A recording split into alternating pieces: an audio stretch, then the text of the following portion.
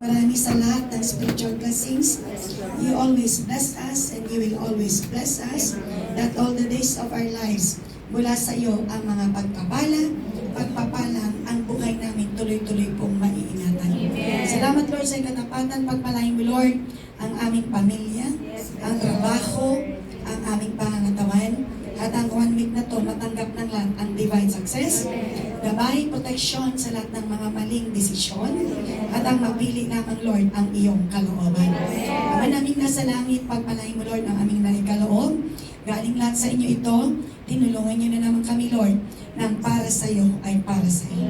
Salamat Lord sa grasya mo, ng kaloob na ito, lahat ng ito Lord ay gagamitin mo para mga tao sa mundo makarating lahat sa langit at maglilingkod lang talaga sa iyo. Pagpalain niyo ang mga prayers namin at ang lahat ng ito sa iyo namin pinagkakatiwala.